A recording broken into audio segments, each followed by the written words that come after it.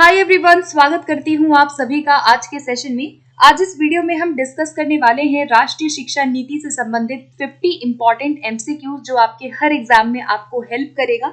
और मैं ट्राई करूंगी कि कम समय में जितना जल्दी हो सके हम ये सारे क्वेश्चन को रिवाइज करें और आपका जो कंसेप्ट है वो बहुत अच्छे से एनईपी को लेकर के एकदम स्ट्रांग हो जाए। तो अगर आप तैयारी कर रहे हैं केवीएस की, तो केवीएस में आप देखेंगे कि 2 यूनिट में आपका एनईपी मेंशन किया गया है। तो एनईपी के जो क्वेश्चंस है और जो आपके एक्सपेक्टेड क्वेश्चन हो सकते हैं उनकी वेटेज बहुत ज्यादा होने वाली है, इसीलिए ये सेशन अपने आप में इम्पॉर्टेंट हो जाता है। तो पूरी वीडियो जरूर देखिए, don't skip this video, watch till the end. And अगर आपको अदर वीडियोस देखना है, आपको मेरे चैनल पे अगर आपको केवीएस पेडागोजी के लिए वीडियोस देखनी है, आपको स्टडी करनी है, तो आपको प्लेलिस्ट का लिंक मैं दे दूंगी कमेंट बॉक्स में, और टेलीग्राम का लिंक भी आपको कमेंट बॉक्स में मिल जाएगा। वहां से जाके आप चेकआउट कर सकते हैं अदर वीडियोस एंड आप ग्रुप ज्वाइन कर सकते हैं फॉर नोट्स एंड पीडीएफ। ठीक है, तो चलिए अब हम शुरुआत करते हैं आज की इस क्लास की अपने फर्स्ट क्वेश्चन से। एंड जहां जरूरत होगी वहां पे मैं डिटेल से थोड़ी बहुत चीजें एक्सप्लेन कर दूंगी और जहां जरूरत नहीं है वहां हम आगे बढ़ जाएंगे।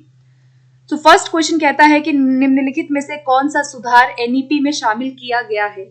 तो एनईपी में जो राष्ट्रीय शिक्षा नीति आई 2020 में, ये भारत की, अगर मैं स्वतंत्र भारत की कहूँ तो जो तीसरी शिक्षा नीति है ये, ठीक है, तीसरी शिक्षा नीति है भारत की, थर्ड।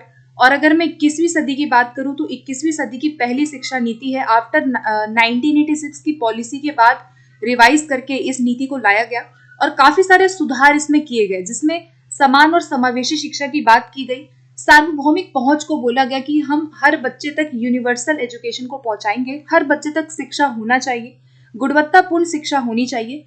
और सबसे बड़ा बदलाव क्या किया गया, 10+2 को हटा करके 5+3+3+4 का जो शैक्षिक ढांचा है उसको यहाँ पे स्कूल लेवल पे सबसे बड़ा बदलाव यहाँ पे किया गया। 4 स्टेजेस में इसको बांटा गया हमारे पूरे स्कूली ढांचा को। तो यहाँ पे ये तीनों ही चेंजेस जो है एनईपी के दौरान किए गए। तो option number D will be right answer for this question. Okay, question 2 है ministry of education plan for attaining universal foundational literacy and numeracy in all primary schools for all learners by grade 3 bye.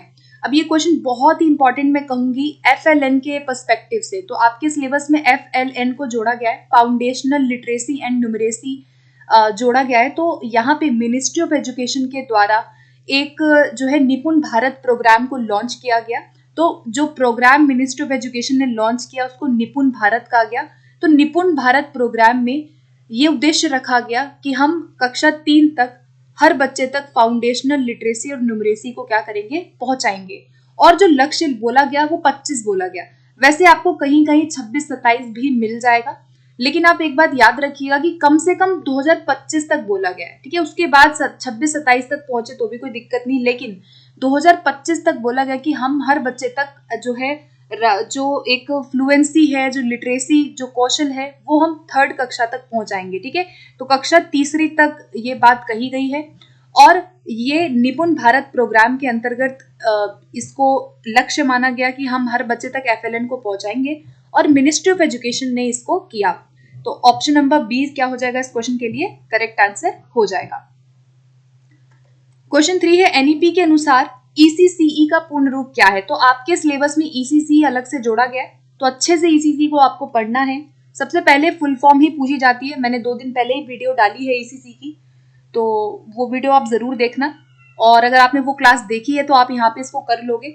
ECCE की full form होती है प्रारंभिक बाल्यावस्था की देखभाल और शिक्षा, यानी early childhood care and education, ECCE की फुल फॉर्म है। और ECCE जो आता है आपका वो फाउंडेशनल स्टेज में आता है। ठीक है, अगर स्टेज पूछेगा कि कौन से स्टेज में आता है, तो फाउंडेशनल जो स्टेज था 5 वर्ष का, उसके अंतर्गत जो पहले के 3 वर्ष थे 0 से 3 ईयर्स, वो हमारा ECCE का स्टेज जो है वो आता है। ठीक है, 3 से 6 बेसिकली जो आता है। आगे बढ़ते, तो यहाँ पे ECCE के बारे में है। एनईपी ने रेकमेंड किया ECCE को। ठीक है, और यहाँ पे जो टोटल स्टूडेंट्स हैं, जो फाउंडेशनल लेवल पे स्टूडेंट्स हैं, वो 3 से 8 साल को केटर करते हैं। आंगनवाड़ी वगैरह की बात की गई।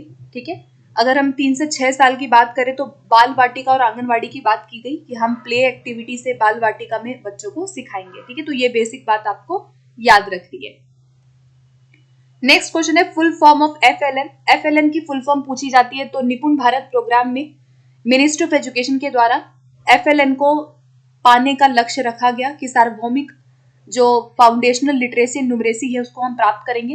तो इसकी फुल फॉर्म क्या होती है? फाउंडेशनल लिटरेसी एंड न्यूमरेसी, यानी बुनियादी साक्षरता एवं संख्यात्मकता। हिंदी में कहेंगे बुनियादी साक्षरता एवं संख्यात्मकता। नेक्स्ट पे बढ़ते हैं। नेक्स्ट है what will be age of early childhood care and education in NEP 2020। क्या एज होनी चाहिए? 3 से 6, 2 से 6, 4 से 7 या 3 से 8 वर्ष। तो यहाँ पे जो ECC की एज बोली गई, जो सबसे नीचे फाउंडेशनल लेवल में अगर आप देखेंगे तो फाउंडेशनल को भी 2 कैटेगरी में बांटा गया है। एक तो बांटा गया है आपका 3 से 6 वर्ष, ठीक है, और जो दूसरा बांटा गया है वो बांटा गया है आपका 6 से 8 वर्ष, ठीक है। तो अगर हम 3 से 6 वर्ष बोले तो ये 3 साल, और जो 6 से 8 वर्ष है इसमें क्लास 1 और 2 आ जाती है, फर्स्ट एंड सेकंड क्लास आ जाती है। और इससे पहले जो हम बच्चों को यहाँ शिक्षा देंगे वो आंगनवाड़ी या फिर बाल वाटिका के द्वारा हम देंगे। तो अगर मैं ईयर की बात करूं तो 3 से 6 वर्ष जो है वो ECC के अंदर माना जाएगा, ठीक है। आगे बढ़ते हैं नेक्स्ट पे। नेक्स्ट है किस चरण में छात्रों को पंचतंत्र, जातक, हितोपदेश और भारतीय परंपरा से प्रेरित कहानियां पढ़ने और सीखने का अवसर दिया जाएगा। तो कहाँ पे हम इंस्पिरेशनल स्टोरीज एंड जो पंचतंत्र है, ये जो कहानियां हैं, इनको पढ़ने के लिए बोलेंगे। तो ये जो है ये बुनियादी चरण में बोला गया, यानी फाउंडेशनल। यहाँ पे बेसिक लिखा हुआ है बट आपको याद रखना है कि इसको हम फाउंडेशनल स्टेज बोलते हैं, ठीक है। तो फाउंडेशनल स्टेज में इसकी बात की गई है। आगे बढ़ते हैं। मई 2016 में किसकी अध्यक्षता में नई शिक्षा नीति के विकास के लिए समिति ने अपनी रिपोर्ट प्रस्तुत की थी? तो रिपोर्ट जो है वो किसकी अध्यक्षता में 2016 में ही प्रस्तुत कर दी गई थी। हालांकि लॉन्च 2019 में किया गया, लेकिन जो कमेटी थी, जो रिपोर्ट बनी, वो 2016 में बनी थी। और वो किसके अध्यक्षता में थी? स्वर्गीय TCS R सुब्रमण्यम के अध्यक्षता में बनाई गई थी। तो 7 क्वेश्चन के लिए ऑप्शन ए हो जाएगा, ठीक है। आगे बढ़ते हैं। बच्चों के समग्र विकास के लिए एक समृद्ध शिक्षण वातावरण बनाने के लिए कौन से शैक्षिक केंद्रों को स्कूल परिसर में एकीकृत किया गया है? इंपॉर्टेंट क्वेश्चन है। तो अगर हमें होलिस्टिक डेवलपमेंट करना है बच्चों का, तो किस जो परिसर है किसको यहाँ पे शामिल किया गया है? तो यहाँ पे शामिल जो किया गया है वो आंगनवाड़ी केंद्रों को किया गया है। आंगनवाड़ी बेसिकली जो early childhood care and education provide करने के लिए इनको सेटअप किया जाएगा, ऐसा NEP में कहा गया। तो यहाँ पे बी ऑप्शन के साथ हम जाएंगे। नेक्स्ट है NEP 2020 के अनुसार उच्च गुणवत्ता वाली पाठ्य पुस्तकों को विकसित करने के लिए किन शैक्षिक संगठनों का चयन किया गया? यानी कि अगर हमें अच्छी क्वालिटी की टेक्स्ट बुक प्रिपेयर करनी है तो किन दोनों को ये कार्यभार दिया गया? तो NCTE NCERT होगा, AICTE NCERT होगा, NCERT और SCERT होगा, या UGC होगा। तो यहाँ पर बुक्स को अगर हमें अच्छे से करना है तो ये कार्यभार NCERT और SCERT यानी स्टेट लेवल पे और नेशनल लेवल पे, दोनों लेवल पे कार्यभार दिया गया है। तो option number C will be right answer for this question. आगे बढ़ते हैं क्वेश्चन 10 की ओर। NEP 2020 के अनुसार प्रारंभिक कक्षा या बाल वाटिका में शिक्षण और सीखने की विधि क्या होगी? तो अगर हम प्रारंभिक कक्षा की बात करें या बाल वाटिका, जो कि आपका ECC के अंदर आता है, ठीक है। बाल वाटिका जो 3 से 6 वर्ष को केटर करता है, 3 से 6 साल के बच्चों को हम बाल वाटिका में पहले सिखाएंगे, ठीक है। तो यहाँ पे बाल वाटिका में किस तरह से सिखाया जाएगा? उनको खेल आधारित, जितना हो सके प्ले बेस्ड एक्टिविटी से हम वहां पे बच्चों को सिखाएंगे। तो ऑप्शन नंबर ए इसका क्या होगा? करेक्ट होगा। नेक्स्ट क्वेश्चन है what are the provisions regarding ECC for tribal community in NEP 2020।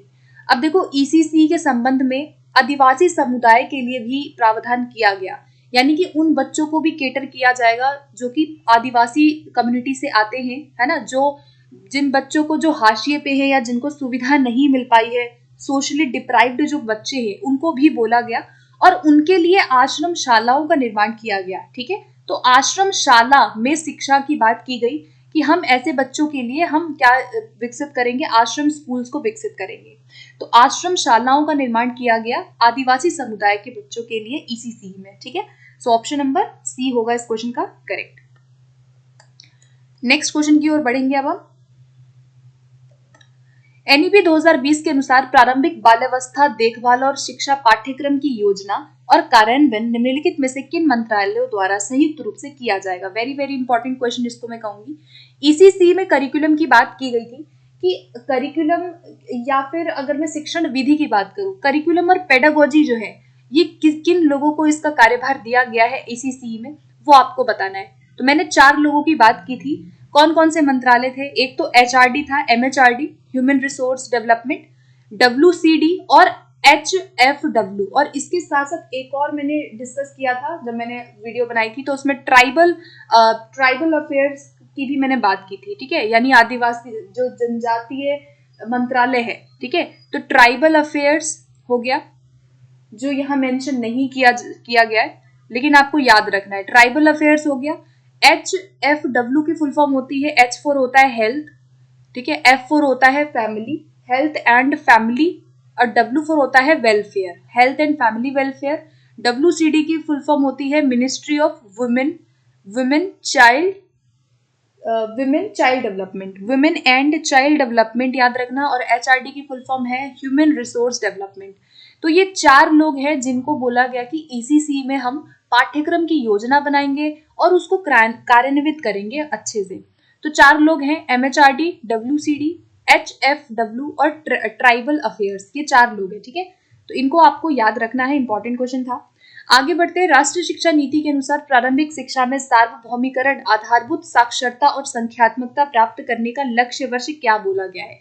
यानी कि जो हमने ये कहा कि भाई हम यूनिवर्सल FLN को प्राप्त करेंगे। यूनिवर्सल FLN का मतलब है कि हर एक तक हम FLN को पहुंचाएंगे। जो बच्चा कक्षा 3 तक है, तो कक्षा 3वीं तक हमारा प्रावधान है कि हम हर बच्चे तक इसको बुनियादी जो साक्षरता है, संख्यात्मकता, इसको प्राप्त करें। तो जो एक लक्ष्य वर्ष माना गया है वो क्या माना गया है, तो वो आपका क्या माना गया है, 2025 तक माना गया है। ठीक है, याद रखना 2025 तक बोला गया है, और ज्यादा से ज्यादा 26-27 भी कई बार आपको देखने को मिल जाएगा। ठीक है, लेकिन जो आइडियल ईयर है वो 2025 माना गया है। ठीक है, तो यहाँ पे ऑप्शन नंबर डी के साथ हम जाएंगे। नेक्स्ट क्वेश्चन पे बढ़ेंगे अब हम। मूल्यांकन के संदर्भ में राष्ट्रीय शिक्षा नीति में छात्रों के लिए किस प्रकार के रिपोर्ट कार्ड प्रस्तावित किया गया है। तो रिपोर्ट कार्ड की बात की गई है कि भाई जो हम मूल्यांकन करेंगे उसमें अगर हम इवैल्यूएशन कर रहे हैं तो किस तरह का रिपोर्ट कार्ड होगा। 4 ऑप्शन दिए हुए हैं, फटाफट से आप हो सके तो वीडियो को पॉज कर सकते हैं। ठीक है, तो मैं इसका डायरेक्टली राइट आंसर ही डिस्कस करूंगी। तो देखो यहाँ पे रिपोर्ट कार्ड की बात जो है वो 360 डिग्री कही गई है। ठीक है, तो 360 डिग्री मल्टी डायमेंशनल होना चाहिए। ठीक है, तो इसको आप याद रखिए। ऑप्शन नंबर सी के साथ हम यहाँ पे जाएंगे, योगात्मक होगा नहीं। कागज पेंसिल की बात भी ज्यादा नहीं की गई है। ठीक है, तो 360 डिग्री होलिस्टिक और मल्टी डायमेंशनल जो डेवलपमेंट है उस पर फोकस यहाँ किया गया है। आगे बढ़ेंगे। Which of the following are included in foundational literacy and numeracy. तो फाउंडेशनल लिटरेसी जहाँ पे आपके लैंग्वेज से रिलेटेड चीजें ज्यादा आ जाती है, न्यूमरेसी जहाँ पे आपके मैथमेटिकल एबिलिटीज आ जाती है, इनके बहुत सारे एलिमेंट्स की बात एनईपी में की गई है। और इसमें क्या शामिल किया गया है, रीडिंग, राइटिंग, अर्थमेटिक, तीनों को शामिल किया गया है। तो option number D will be right answer for this question. हम लिटरेसी की बात करते हैं तो पढ़ना, लिखना, सुनना, कोडिंग, डिकोडिंग करना। अर्थमेटिक की बात करते हैं तो नंबर सेंस, स्पेशल एबिलिटी या फिर डेटा हैंडलिंग, ये सारी चीजें हमारे FLN का पार्ट है। ठीक है, तो मैंने FLN पे भी डिटेल वीडियो बनाई हुई है, बहुत अच्छे से पढ़ना है तो you can watch my other videos. Okay, आगे बढ़ेंगे। According to NEP, a national repository of high quality resources on foundational literacy and numeracy will be made available on dash portal। ये कहा गया कि FLN को हमें सुनिश्चित तो करना है, जैसे हमने बोला कि हम FLN को कक्षा 3 तक आते आते हर बच्चे तक FLN पहुंचाएंगे, यूनिवर्सल हमारा ये एक्सेस होना चाहिए। लेकिन अगर हमें संसाधनों की बात करें कि हम संसाधन कहाँ से प्राप्त करेंगे, कौन से पोर्टल पे हमें रिसोर्सेज मिलेंगे इस चीज के लिए, तो उस पोर्टल का नाम है दीक्षा। ठीक है, option number D will be right answer. Diksha क्या है, एक ऐसा ऑनलाइन पोर्टल होगा, ई पोर्टल होगा, जहां पर हमें उच्च गुणवत्ता वाले क्या मिलेंगे, संसाधन मिलेंगे। हमें संसाधनों को प्राप्त करने के लिए इस पोर्टल पे हर चीज उपलब्ध होगी ताकि हम FLN को क्या करें, प्राप्त करें। तो दीक्षा पोर्टल का नाम आपको याद रखना है। आगे बढ़ेंगे नेक्स्ट क्वेश्चन पे। राष्ट्रीय शिक्षा नीति में राष्ट्रीय मूल्यांकन केंद्र यानी कि नेशनल असेसमेंट सेंटर क्या किस नाम से प्रस्तावित किया गया है, यानी नेशनल असेसमेंट सेंटर एक स्थापित किया गया, उसका नाम क्या है? तो बहुत इंपॉर्टेंट क्वेश्चन है। यहाँ पे इसका करेक्ट आंसर बनेगा परख। ठीक है, तो परख की फुल फॉर्म भी आपको पता होनी चाहिए। परफॉर्मेंस, P4 होता है परफॉर्मेंस, उसके बाद होता है असेसमेंट, परफॉर्मेंस असेसमेंट, उसके बाद review, performance assessment review and analysis of knowledge for holistic development. तो मैं बहुत ज्यादा शॉर्ट में लिख रही हूँ, ठीक है। तो ये इसकी फुल फॉर्म क्या है? Performance assessment review and analysis of knowledge for holistic development, परख। तो परख बेसिकली क्या है? एक राष्ट्रीय मूल्यांकन केंद्र है जो कि ओवरऑल मूल्यांकन को देखेगा, मॉनिटर करेगा, ठीक है, और असेसमेंट छात्रों का करेगा। तो एक पोर्टल है, एक केंद्र बनाया गया है जिसको परख बोला गया, ठीक है, मूल्यांकन के प्रति। आगे बढ़ते हैं। 2020 एनईपी में एमएचआरडी द्वारा डैश की स्थापना की मांग की गई है। किस चीज की स्थापना एमएचआरडी द्वारा की गई?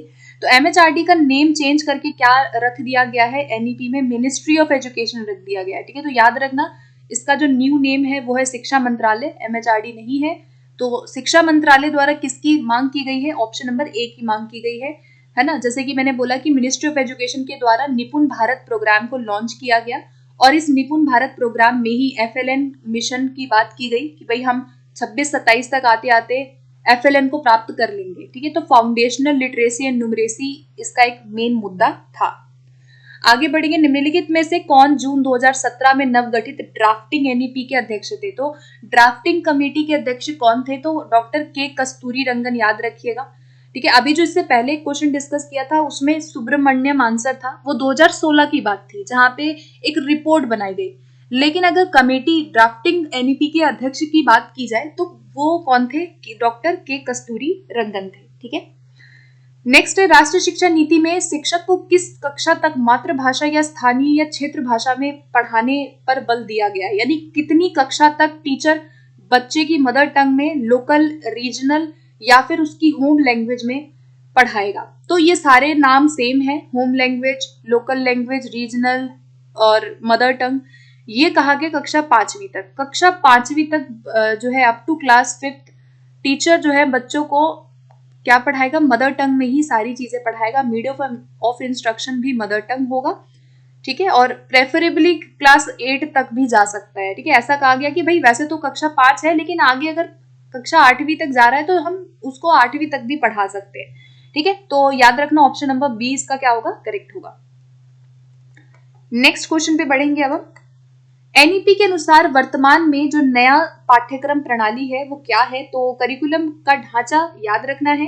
10+2 जो एजुकेशनल करिकुलम था ये 1986 की पॉलिसी में बोला गया था, जो हम अभी तक फॉलो करते आ रहे थे अपनी स्कूल एजुकेशन में कि भाई 10 के बाद 12th कर लेंगे 2 साल फिर। लेकिन इस बारी जो चेंज लाया गया, नया करिकुलम सिस्टम जो बनाया गया वो 5+3+3+4 को बोला गया। 5 साल फाउंडेशनल, उसके बाद प्रिपरेटरी, उसके बाद मिडिल, उसके बाद सेकेंडरी। तो ऑप्शन नंबर क्या होगा इसका? 21 का बी होगा करेक्ट। आगे बढ़ेंगे। जुलाई 2021 में शुरू किए गए निपुण भारत कार्यक्रम के बारे में सही क्या है? तो निपुण भारत प्रोग्राम के बारे में कौन सा यहाँ पे सही है वो आपको बताना है। पहला है कि निपुण भारत जो है वो 5 से 9 साल के एज ग्रुप के बच्चों को कवर करता है, उनकी जरूरतों को पूरा करता है। तो क्या 5 से 9 साल है?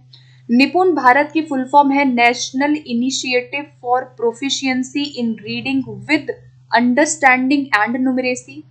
It is launched by home ministry. क्या इसको होम मिनिस्ट्री द्वारा लॉन्च किया गया? तो इसमें ऑप्शन नंबर सी जो है वो हो जाएगा wrong, because ministry of education द्वारा किया गया, ना कि होम मिनिस्ट्री, ठीक है। तो ये नहीं होगा और 5 से 9 साल को भी केटर नहीं करता है। ऑप्शन इसका 2, ओनली 2 विल बी राइट, ठीक है। ऑप्शन नंबर क्या होगा 22 के लिए? बी करेक्ट हो जाएगा। तो इसके बारे में थोड़ी सी और बात करते हैं, इंपॉर्टेंट है आप लोगों के लिए निपुण भारत को जानना। तो निपुण भारत प्रोग्राम बेसिकली 5 जुलाई 2021 में इसको लॉन्च किया गया एजुकेशन मिनिस्टर रमेश पोखरियाल द्वारा, ठीक है, और मिनिस्ट्री ऑफ एजुकेशन ने इसको लॉन्च किया। और निपुण की फुल फॉर्म होती है national initiative for proficiency in reading with understanding and numeracy, full form याद रखनी है। ये केटर करता है 3 से 9 वर्ष के स्टूडेंट्स को। तो एज ग्रुप कौन से हैं जिसको निपुण भारत मिशन में बच्चों को शामिल किया गया? तो 3 से 9 वर्ष के जो जितने भी बच्चे हैं उनकी लर्निंग नीड को यहाँ पे क्या किया जाता है, कवर किया जाता है। ये कुछ इंपॉर्टेंट चीजें हैं। और यहाँ पे फाउंडेशनल स्टेज की जो लर्निंग है उसको होलिस्टिक, इंटीग्रेटेड, इंक्लूसिव होना चाहिए, एंजॉयबल होना चाहिए और इंगेजिंग होना चाहिए। ये सब बात कहा गया कि भाई आधारभूत जो हमारा चरण है उसमें इस तरह की लर्निंग हम प्रोवाइड करेंगे। एंड ये जो स्कीम है ये समग्र शिक्षा के अंदर आता है। किसके अंदर आता है? समग्र शिक्षा स्कीम के अंतर्गत निपुण भारत आता है। और यहाँ हमारे ऑप्शन में जो दिया गया था वो क्या दिया गया था? सुकन्या स्कीम दिया गया था। तो सुकन्या नहीं होगा, समग्र शिक्षा होगा। तो क्या क्या याद रखना है? निपुण भारत 5 जुलाई 2021 को मिनिस्ट्री ऑफ एजुकेशन द्वारा लॉन्च किया गया। फुल फॉर्म याद रखनी है, 3 से 9 साल के स्टूडेंट्स, और समग्र शिक्षा स्कीम के अंदर ये आएगा। ठीक है, आगे बढ़ेंगे। नेक्स्ट है कि कितने पिलर्स हैं एनईपी के अकॉर्डिंग। तो एनईपी के अकॉर्डिंग जो कितने स्तंभ हैं शिक्षा के, तो 5 स्तंभों की बात की गई है। 5 स्तंभ कौन कौन से हैं? How many pillars does NEP have, या आपके क्वेश्चन बन सकता है। तो 5 स्तंभ यहाँ पे मैंने मेंशन किया हुआ है। क्या क्या है भाई? पहला है इक्विटी, इक्वालिटी, अफोर्डेबिलिटी, अकाउंटेबिलिटी और एक्सेसिबिलिटी। ठीक है, ये 5 स्तंभ नेम आपको याद रखना है। एक्सेसिबिलिटी मतलब होता है कि पहुंच होनी चाहिए। इक्विटी मतलब होता है समता। इक्वालिटी का मतलब है समानता। ठीक है, अफोर्डेबिलिटी का मतलब है कि जिसको पहुंच हो सके। और अकाउंटेबिलिटी का मतलब होता है कि जवाबदेह होना चाहिए। ठीक है, जवाबदेही होना चाहिए। तो ये सब फुल फॉर्म है। 5 हमारे स्तंभ हैं, तो ये आपको याद रखना है। आगे बढ़ेंगे। एनईपी के अनुसार जो नई पाठ्यचर्या संरचना है उसमें स्कूली शिक्षा में कितने आयु वर्ग को शामिल किया गया है। यानी कि जो हमारा न्यू स्ट्रक्चर है 5+3+3+4, इसमें टोटल जो एज वाले बच्चे आते हैं वो कितने आते हैं? तो जो एज ग्रुप है वो 3 वर्ष से ले करके जाता है 18 वर्ष तक। ठीक है, तो 18 साल तक के स्टूडेंट्स को कवर किया गया है। ऑप्शन नंबर बी हो जाएगा 24 क्वेश्चन के लिए करेक्ट। 3 वर्ष से लेके 18 वर्ष तक के बच्चों को इस पूरे शैक्षिक ढांचे में शामिल किया गया है। नेक्स्ट है what are the classes which cover at middle stage according to NEP.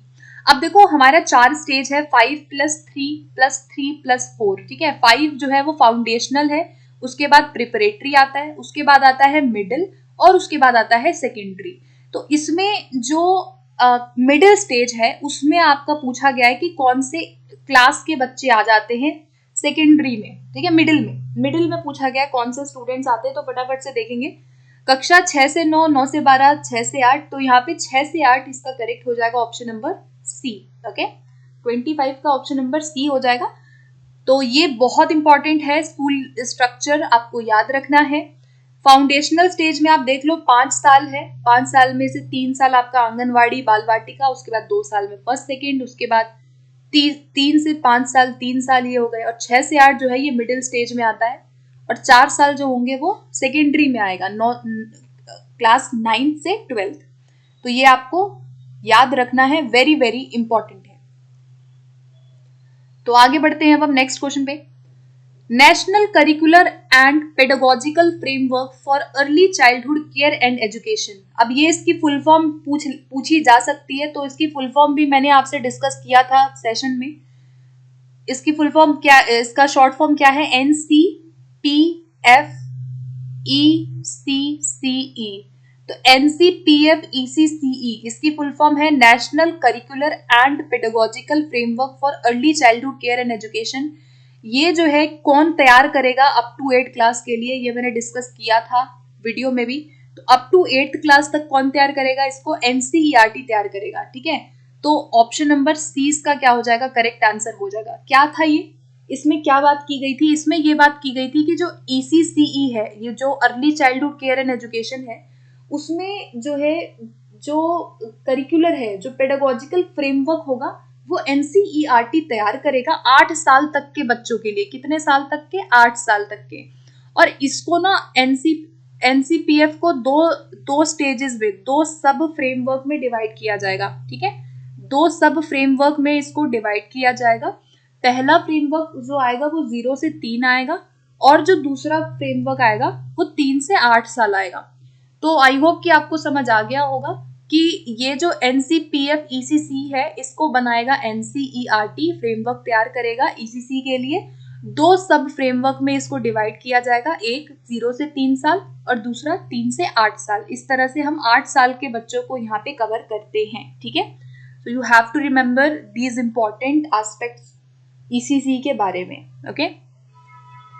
चलते हैं अगले क्वेश्चन की तरफ। नेक्स्ट है NEP proposed that universal provisions of equality early childhood development must be achieved. अब देखो ये क्वेश्चन बेसिकली ये कहा है कि एनईपी ने बोला कि हम यूनिवर्सल एक्सेस प्रोवाइड करेंगे, यानी कि कहने का मतलब ये है कि हम सार्वभौमिक जो गुणवत्तापूर्ण शिक्षा है ईसीसी में वो हम प्राप्त करेंगे कितने वर्ष से पहले। तो ये बोला गया कि 2030 से पहले हम क्या करेंगे, ईसीसी में हम यूनिवर्सल एक्सेस को प्राप्त करेंगे, यानी गुणवत्तापूर्ण जो ईसीसीई है, एजुकेशन है, उसको हम हर बच्चे तक पहुंचाएंगे, ठीक है। तो 2030 से पहले इसका टारगेट सेट किया गया है। आगे बढ़ेंगे। The NEP replace the, NEP ने किसको रिप्लेस किया है, तो 34 वर्ष पुरानी जो नीति आई थी शिक्षा की उसको रिप्लेस किया एनईपी ने। तो 86 की जो पॉलिसी थी उसको रिप्लेस इसने किया, ठीक है। सबसे बड़ा बदलाव 10+2 को हटा करके क्या लाया गया, 5+3+3+4 लाया गया। नेक्स्ट है as per the policy public investment in education will be increased from the current 4.3 to how much GDP. Basically ये कहा गया कि शिक्षा में हम जीडीपी का 4.3 से कितना % अब हम खर्च करेंगे। तो जीडीपी टोटल जो है उसका हम 6% अब शिक्षा पे खर्च करेंगे, ऐसा कहा एनईपी में। तो ऑप्शन नंबर क्या बनेगा इस क्वेश्चन का, डी करेक्ट बनेगा। नेक्स्ट क्वेश्चन है NEP stated that to establish a national repository of high quality resources. ये आई थिंक हमने कर लिया है। डिजिटल प्लेटफॉर्म के द्वारा हम एफएलएन को प्राप्त करने के लिए रिसोर्सेज प्रोवाइड करेंगे। तो मैंने अभी थोड़ी देर पहले डिस्कस किया था कि एक ऐसा पोर्टल बनाया जाएगा जहां पे उच्च गुणवत्ता वाले संसाधन वहां पे मिले। तो इस प्लेटफॉर्म का नाम क्या था, दीक्षा प्लेटफॉर्म था। तो क्वेश्चन नंबर 30 का जो करेक्ट आंसर है वो ऑप्शन नंबर बी हो जाएगा, दीक्षा, ठीक है। आगे बढ़ते हैं। नेक्स्ट है consider the following statement regarding languages. भाषा के बारे में क्या बात यहाँ सही है। फर्स्ट है कि यह एक भारत श्रेष्ठ भारत पहल को बढ़ावा देगा। तो भाषा के पर्सपेक्टिव में काफी सारे चेंजेस लाए गए, बहुत सारी बातें की गई, जिसमें से एक भारत श्रेष्ठ भारत की बात की गई। पहला 3 लैंग्वेज फॉर्मूला को लाया जाए, ये कहा एनईपी में। क्लासिकल लैंग्वेजेस को भी शामिल किया गया। इसके अलावा कौन कौन सी भाषाओं को शामिल किया गया, क्लासिकल को शामिल किया गया, फॉरेन लैंग्वेजेस को भी बोला गया, होम लैंग्वेज को भी बोला गया कि हम इन सभी भाषाओं को क्या करेंगे, शामिल करेंगे, ठीक है। तो इस क्वेश्चन का जो सही आंसर बनेगा लैंग्वेज के अकॉर्डिंग वो सारे ही बनेंगे, ठीक है। तो जो सही कोड होगा वो 1 2 3 सारे होंगे। ऑप्शन नंबर क्या बनेगा इसका, सी करेक्ट बनेगा, ऑल आर करेक्ट। आगे बढ़ेंगे हम नेक्स्ट पे।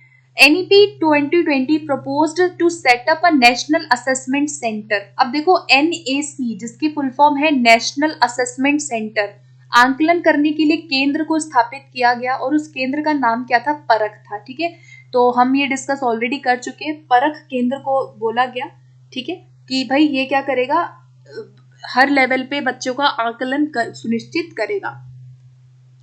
नेक्स्ट है what is the objective of NAC परख। परख का ऑब्जेक्टिव क्या है। तो अभी हमने देखा कि एक नेशनल असेसमेंट सेंटर को स्थापित किया जाएगा जिसको परख बोला गया, और इसका काम क्या होगा, इसका काम होगा कि जो भी आंकलन के मूल्यांकन के गाइडलाइन है, जो दिशा निर्देश हैं, जो मानक है, उनको सेट करना। मानक सेट करना या फिर मानदंडों को सेट करने का मतलब है कि एक आंकलन के हमारे मुख्य जो पहलू हैं उनको ये समाहित करेगा और दिशा निर्देश जो हैं एजुकेशन से संबंधित उनको फॉलो करेगा, ठीक है। जो भी आंकलन के तरीके हैं उनको ये फॉलो करेगा। सो ऑप्शन नंबर सी इसका क्या हो जाएगा, करेक्ट हो जाएगा। आगे बढ़ेंगे, कौन से सरकारी संगठन प्रतिभाशाली बच्चों की शिक्षा के लिए दिशा निर्देशों को विकसित करेंगे? तो गिफ्टेड चिल्ड्रन के लिए भी कहा गया कि गिफ्टेड चिल्ड्रन के लिए जो गाइडलाइंस होंगी वो कौन यहाँ पे सेट करेगा? एनसीईआरटी और एनसीटीई सेट करेंगे। तो एनसीईआरटी की फुल फॉर्म क्या होती है? NCERT national council education research and training, और एनसीटी की फुल फॉर्म क्या होती है? National council for teacher education. ठीक है, तो टीई का मतलब होता है टीचर एजुकेशन। तो ये दोनों, इन दोनों को कहा गया है गिफ्टेड बच्चों के लिए क्या बनाना? गाइडलाइंस को बनाना। ठीक है, आगे बढ़ते हैं 35 क्वेश्चन पे। नई शिक्षा नीति के उद्देश्य में 100% सकल नामांकन अनुपात यानी कि ग्रॉस एनरोलमेंट रेशियो जो है वो हम कब तक प्राप्त करेंगे? तो बेसिकली यहाँ पे क्या कहा गया कि हम हर एक बच्चे तक शिक्षा की पहुंच को बढ़ावा देंगे। यानी इसका मतलब ये होता है कि हर बच्चे को हम स्कूल एजुकेशन में एनरोल करेंगे। ग्रॉस एनरोलमेंट रेशियो का मतलब है कि 100% बच्चे जो है स्कूल एजुकेशन को प्राप्त करें, हर बच्चे तक शिक्षा को पहुंचे, तो शिक्षा का सार्वभौमिकरण हो जाए, हर बच्चे तक ये शिक्षा जाए। ये जो उद्देश्य है ये किस ईयर तक बोला गया है? तो ये 2030 तक बोला गया है। ठीक है, कि बाय 2030 हम क्या करेंगे कि हर बच्चे तक जो एजुकेशन है वो जाए और जो नामांकन है, जो एडमिशंस है वो 100% होना चाहिए। ठीक है, तो ऐसा जो ऑब्जेक्टिव है ये 2030 तक पाने का लक्ष्य रखा गया है एनईपी के अंदर। आगे बढ़ेंगे, फुल फॉर्म ऑफ परख। तो परख की फुल फॉर्म बहुत इंपॉर्टेंट है, याद रखिएगा, मैं डिस्कस कर चुकी हूँ। पहला होगा परफॉर्मेंस, तो पी फॉर परफॉर्मेंस होगा, सब में है। उसके बाद असेसमेंट, उसके बाद रिव्यू, तो रिलेशन होगा नहीं। उसके बाद एंड एनालिसिस, सब में है। Of knowledge, and analysis of knowledge यहाँ भी है। फॉर हाईएस्ट होगा नहीं यहाँ पे, होलिस्टिक होगा। ठीक है, तो ये डिप्लॉयमेंट दिया हुआ है तो ये नहीं होगा, तो आंसर क्या बनेगा? Holistic development. सो परख की फुल फॉर्म होती है performance, assessment, review and analysis of knowledge for holistic development, परख। ठीक है, तो इसका जो करेक्ट आंसर है वो बनेगा option number C. Next question पे बढ़ेंगे अब हम। नेक्स्ट क्वेश्चन बताना है, considering the statement regarding medium of instruction, यानी कि पढ़ाने का जो माध्यम है उसके अनुसार हमें सही बताना है।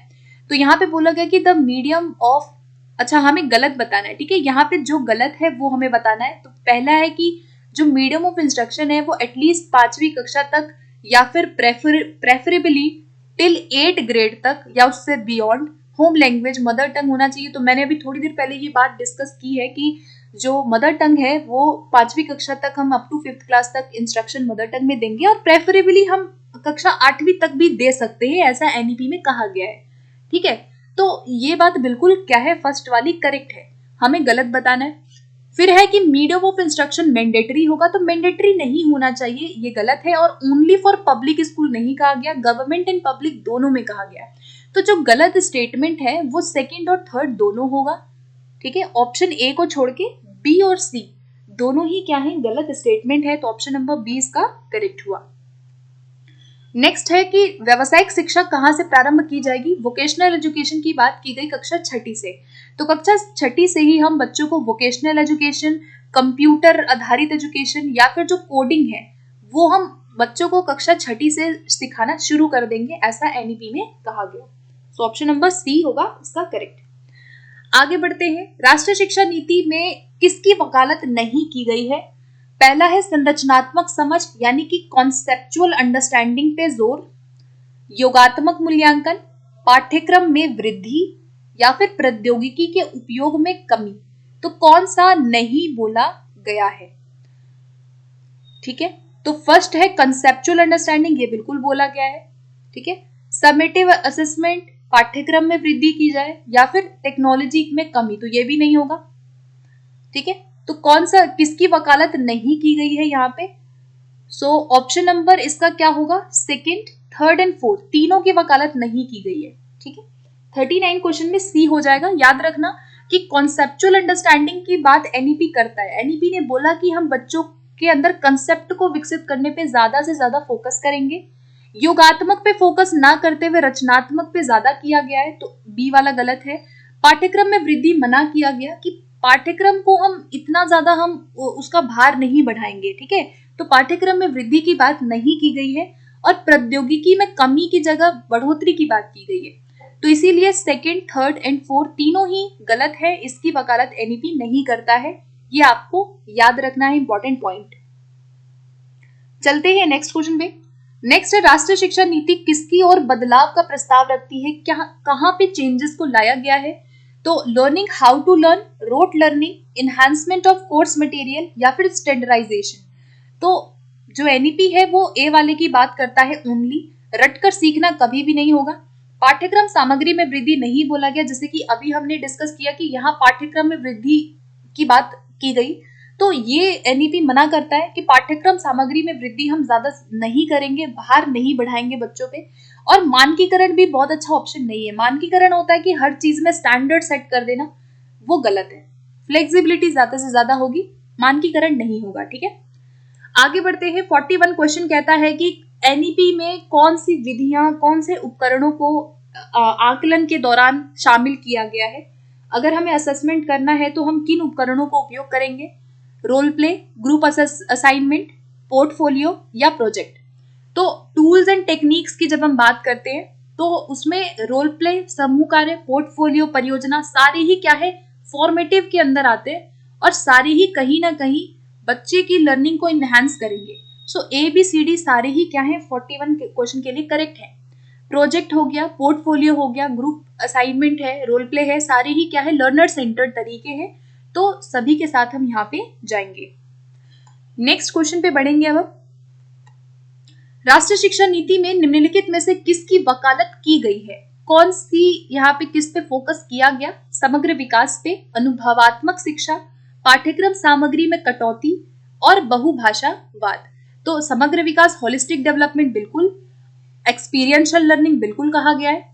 और सामग्री में कटौती मैंने अभी बोला कि हम कोर्स मटेरियल को बढ़ाने की जगह रिड्यूस करेंगे, इसकी बात भी की गई है। ठीक है, ताकि पाठ्यक्रम सामग्री में कटौती इसलिए बोला गया ताकि उन पे बर्डन ना बढ़े, स्टूडेंट पे बर्डन ना हो पढ़ने का। ठीक है, और बहुभाषावाद, मल्टीलिंगुअलिज्म को भी फोकस किया गया। तो हम यहाँ पे किसके साथ जाएंगे? ऑल ऑफ दी अबव के साथ जाएंगे।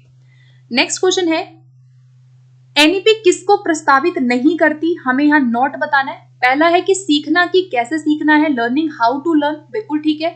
विषय वस्तु में बढ़ोतरी की बात नहीं की गई है, अभी हम डिस्कस कर चुके हैं। 360 डिग्री हम रिपोर्ट कार्ड की बात करते हैं, ये भी ठीक है। और मानकीकृत पाठ्यचर्या नहीं होगा। ठीक है, ये पाठ्यचर्या, शिक्षण शास्त्र, मूल्यांकन तो ठीक है, लेकिन स्टैंडर्डाइज्ड नहीं होना चाहिए। सो जो गलत है वो क्या है? 2 and 4। सो दूसरा और चौथा जो है ऑप्शन रॉन्ग है, ऑप्शन ए हो जाएगा इसका करेक्ट। आगे बढ़ेंगे। नेक्स्ट है, एनईपी के अनुसार सामाजिक और आर्थिक रूप से सुविधाहीन विद्यार्थियों के लिए विद्यार्थी शिक्षक अनुपात क्या होगा?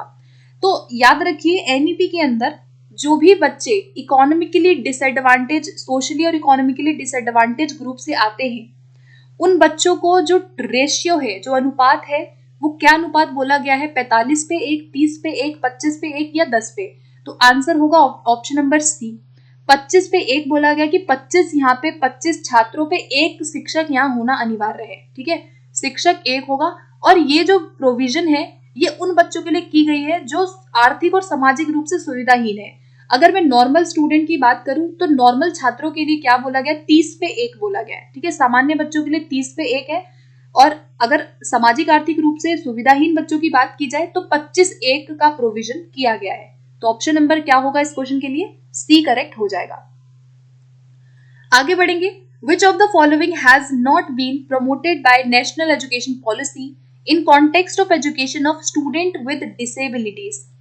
अगर हमें बात करें विकलांग छात्र, जो डिसेबिलिटीज वाले स्टूडेंट्स हैं, उनके लिए किस चीज को नहीं बोला गया? तो एप्रोप्रिएट इंफ्रास्ट्रक्चर हो, 1-on-1 टीचर एंड ट्यूटर हो, कंपल्सरी स्पेशल एजुकेशन हो या फिर टेक्नोलॉजी इंटरवेंशन हो। तो किसको नहीं बोला गया? नॉट वाला। तो कंपल्सरी ऐसा नहीं बोला गया कि बिल्कुल कंपल्सरी स्पेशल एजुकेशन हम हर बच्चे को देंगे, इंक्लूसिव की बात ज्यादा से ज्यादा की गई है। So option number C will be right answer for this question. Okay, आगे बढ़ते हैं नेक्स्ट पे। नेक्स्ट है, according to NEP setting up gender inclusion fund for female and transgender students. क्या हमने फीमेल और जो ट्रांसजेंडर स्टूडेंट्स हैं उनके लिए जेंडर इंक्लूजन फंड को सेट किया है। Setting up special education Jones for large population from SEDGS। अब देखो SEDGS के लिए स्पेशल एजुकेशन जोन को विकसित किया जाए। अब SEDG की फुल फॉर्म आपको पता होनी चाहिए, यहाँ पे फुल फॉर्म लिखी हुई है सोशियो इकोनॉमिकली डिसएडवांटेज ग्रुप, जो सामाजिक आर्थिक रूप से डिसएडवांटेज अलाभान्वित जो बच्चे हैं उनके लिए कहा गया कि हम स्पेशल एजुकेशन जोन को विकसित करेंगे। तो दोनों ही स्टेटमेंट यहाँ क्या है, करेक्ट है। दोनों की बात हमने इंक्लूसिव एजुकेशन के अंदर की गई है। ये इंपॉर्टेंट है, आपको याद रखना है। आपके सिलेबस में इंक्लूसिव जोड़ा गया है NEP के कॉन्टेक्स्ट में, तो आपको याद रखना है, ठीक है। दोनों बातें क्या है, करेक्ट है। नेक्स्ट है बालिकाओं के लिए समान और गुणवत्तापूर्ण शिक्षा के लिए NEP कैसे प्राप्त होगा। क्या हमने प्रोविजन किया है equality education for girl children के लिए। सो पहला है कि through specific provisions under Samagra Shiksha, by allocating dedicated resources for SEDGS, separate toilets for girls, या फिर ऑल। तो यहाँ पे ऑल की बात हमने गर्ल एजुकेशन के लिए की हुई है NEP के अंदर, ठीक है। आगे बढ़ते हैं नेक्स्ट पे। नेक्स्ट है vocational education will start in schools from which grade. कौन से ग्रेड से वोकेशनल व्यावसायिक शिक्षा को शुरुआत करने की बात की गई है। तो कक्षा 6ठी से इसकी बात की गई है। Option number D will be right.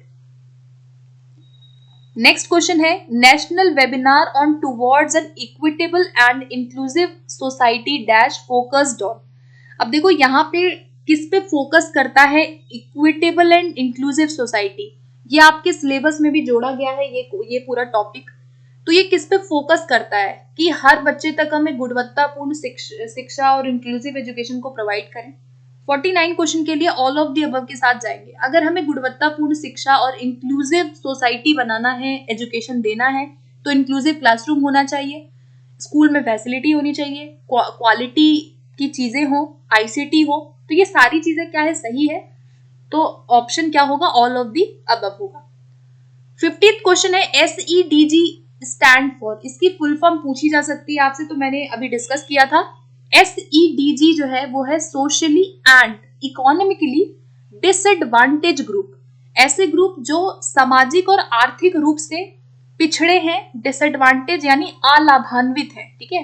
Disadvantage का मतलब है जिनको लाभ नहीं पहुंचाए, अलाभान्वित जो बच्चे हैं वो SEDG के अंदर आएंगे। तो इसकी फुल फॉर्म है socially and economically disadvantages groups.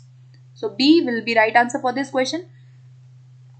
Last question है आज का, 5 hours of inclusion in NEP does not include. अब देखो NEP में इंक्लूसिव एजुकेशन की बात की गई है डॉक्यूमेंट में, जहां पे 5R की बात की गई। 5R आपको पता होना चाहिए कि कौन कौन से 5R हैं और कौन कौन से 5E हैं। E और R दो की बात की गई है जो मैं डिस्कस अभी करूंगी। तो इसका पहले राइट आंसर देख लेते हैं।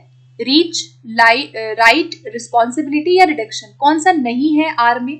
तो 5R में रिडक्शन नहीं आता, ठीक है, D वाला करेक्ट हो जाएगा।